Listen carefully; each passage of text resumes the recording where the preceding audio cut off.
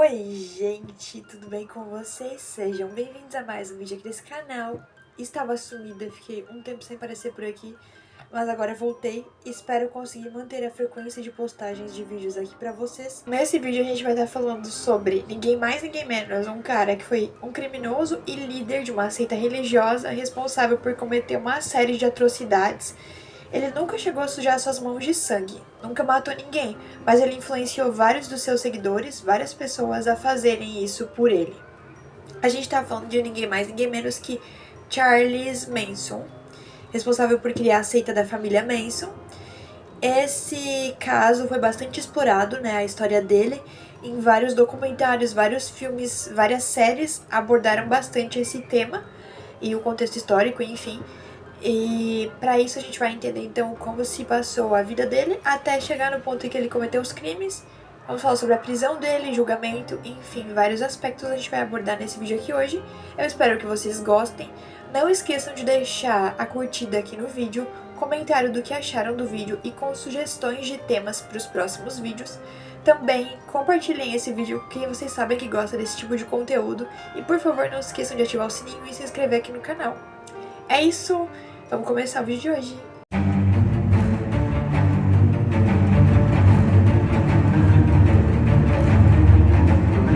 Ele nasceu no dia 12 de novembro de 1934 em Ohio, nos Estados Unidos.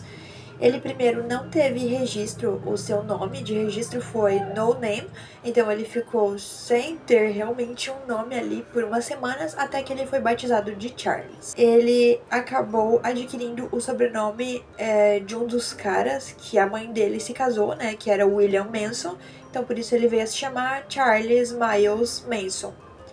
Antes ele era Charles Maddox, porque ele tinha o sobrenome da mãe, né? Que a mãe dele era Kathleen Maddox.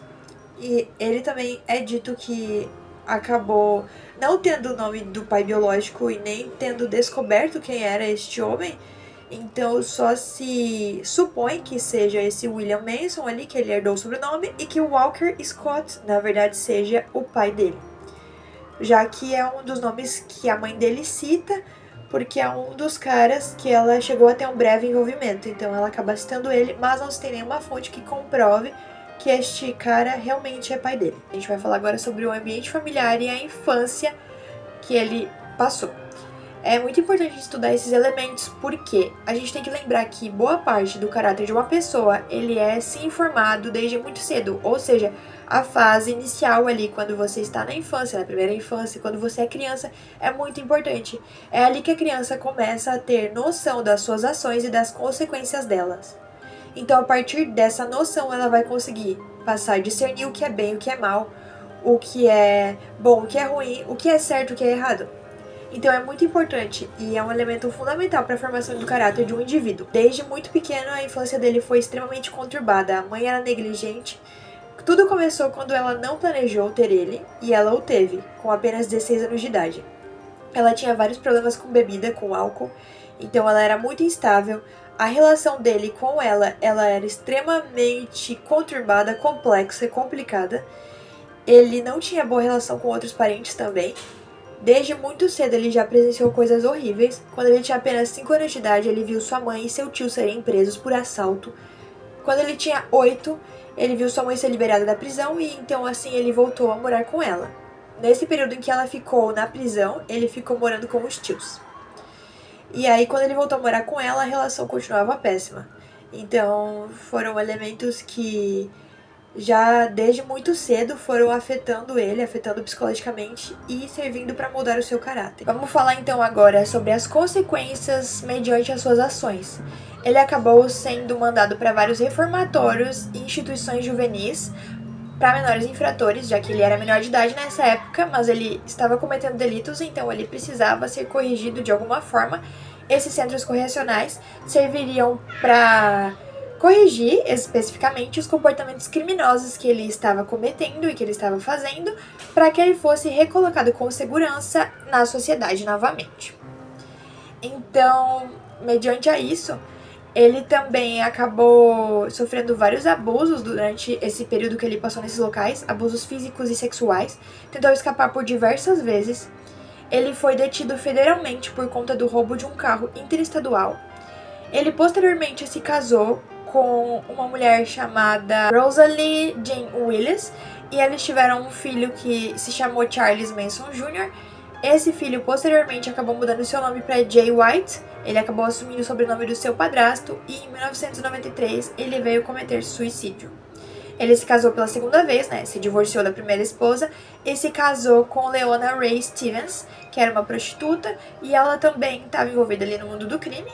E provavelmente foi por isso que eles se conheceram, né? Porque ele ainda estava nessas atividades criminosas quando ele conheceu ela. Mas eles também logo acabaram se divorciando.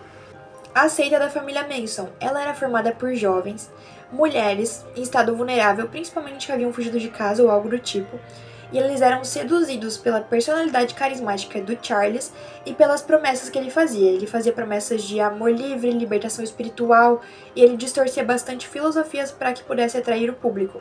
Eles viviam em comunidade, principalmente na Califórnia. Eles não tinham um local fixo, mas eles passaram um bom tempo no Spam Movie Ranch, que era um set de filmagens, que estava abandonado, né? Um set de filmagens de faroeste, que ficava ali pelas redondezas de Los Angeles. E lá eles praticavam as mais diversas coisas, praticavam e criavam seus próprios rituais, usavam substâncias ilícitas como LSD, que era alucinógeno, né? Causava alterações na percepção, alterações cognitivas e também no humor. Então, mexiam em bastante coisa ali do organismo, né? Eles ficavam bem doidos. E eles também realizavam orgias. As ideologias nas quais eles acreditavam. Ele usou um nome chamado Helter Skelter, que ele se inspirou nas músicas dos Beatles, principalmente, para dar esse nome. Basicamente se referia a uma guerra apocalíptica, né? Uma guerra racial, na qual os negros e os brancos guerreariam, e os negros, eles derrotariam os brancos, mas eles não seriam capazes de governar, então é aí que os líderes da seita dele, o grupo dele, entra para ajudar os negros a governarem. Era como se eles quisessem cometer todas essas atrocidades que vocês vão ver, que eu vou citar para vocês, que eles cometeram, essa seita dele, mas quisessem atribuir a culpa aos negros, que não tinham nada a ver com isso. Simplesmente por racismo. Enfim, tudo errado desde o começo, né? Nem a ideologia dele era correta.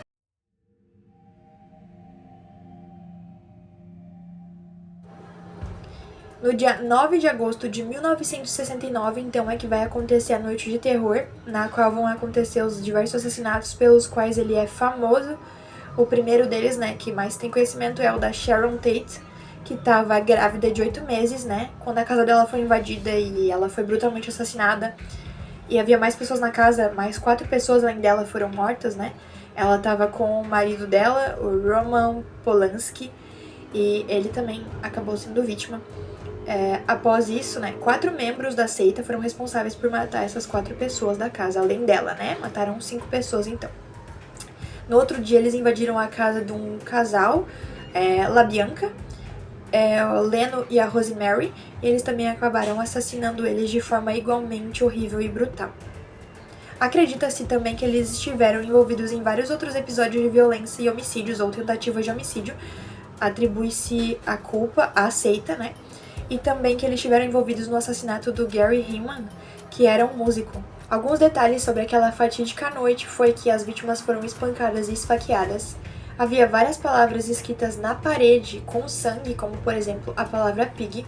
A polícia demorou para ligar um fato ao outro e uma peça do quebra-cabeça se encaixar à outra, para que eles entendessem que alguns crimes que eles estavam sem conseguir descobrir os autores, a culpa deveria ser atribuída aos membros da seita, pois eles eram os responsáveis por diversos outros episódios de violência, né, pelo que eles acreditam, e episódios de tentativas de homicídio também. É dito que eles foram julgados no tribunal ali, e foi um dos casos mais midiáticos da história dos Estados Unidos. Os 4 membros da seita que foram responsáveis pelo assassinato do 9 de agosto ali, eles foram condenados por assassinato e conspiração, e já o Charles foi condenado à pena de morte. Mas naquele período ali no qual ele foi julgado, a pena de morte estava suspensa na Califórnia, então foi reduzido a uma prisão perpétua. Vamos falar sobre a prisão dele. Durante o período no qual ele passou preso, ele começou a escrever cartas, ele se comunicava com acadêmicos, jornalistas, admiradores e fãs. E lá ele chegou a conhecer Afton Elaine Burton, que era muito jovem, muito mais jovem que ele, inclusive. Eles começaram a se falar e ela passou a ir visitar ele na prisão. Ela chegou até a mudar de endereço para ficar mais próxima da prisão para facilitar a sua locomoção na hora de visitar ele. Ela, quando tinha 27 anos de idade, resolveu que queria se casar com ele. Ele tinha 79 e eles iam assumir uma união ali, né? Ele preso ainda. Mas ele descobriu que ela queria usar o seu corpo após a morte ali para fins comerciais, então ele acabou anulando a união ali e eles não se casaram, não oficializaram essa união. Durante esse período também pode-se observar pelo estilo de escrita que ele tinha que ele inventava bastante coisa, às vezes parece que ele não falava nada com nada, ele dava uma viajada assim, ele tinha erros gramaticais propositais que ele usava, ele tinha estilo próprio para escrever também. E tem várias características que são únicas da escrita dele ali, né? Dizem que ele era muito manipulador e teatral também na forma dele de escrever e de falar.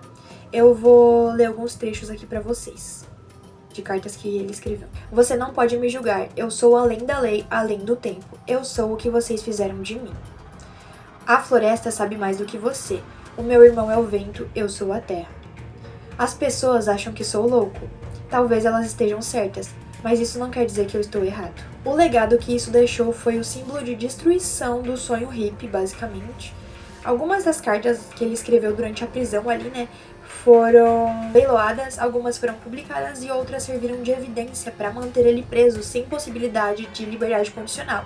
Serviram de evidência psicológica, né, para mostrar o estado no qual ele se encontrava, se ele estava apto ou não para estar vivendo em sociedade novamente.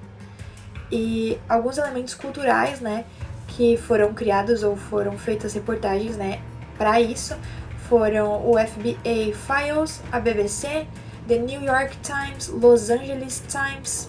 Alguns documentários sérios também tem, como por exemplo Inside Manson Cult e Manson The Lost Tapes. Também tem o filme chamado Era Uma Vez em Hollywood, que retrata um pouco a história da família Manson. É dito que vários membros da família permanecem presos e eles constantemente pedem por liberdade condicional, mas todas as vezes essa liberdade ela é negada. Ele faleceu aos 83 anos de idade devido a causas naturais no dia 19 de novembro de 2017 em Bakersfield. Então, gente, esse foi o vídeo de hoje, essa foi a história. Espero que vocês tenham conseguido entender mais ou menos em ordem cronológica como tudo aconteceu. Deixem o que acharam do vídeo aqui embaixo e também a opinião de vocês sobre tudo que ele passou, o que aconteceu com ele, o que ele veio a fazer futuramente ali, né? O que ele veio fazer quando ele cresceu, quando ele realmente já estava com seu caráter formado, quando ele virou um cidadão. O que vocês acharam das atitudes dele. E é isso, espero que vocês tenham gostado. Até o próximo vídeo. Tchau!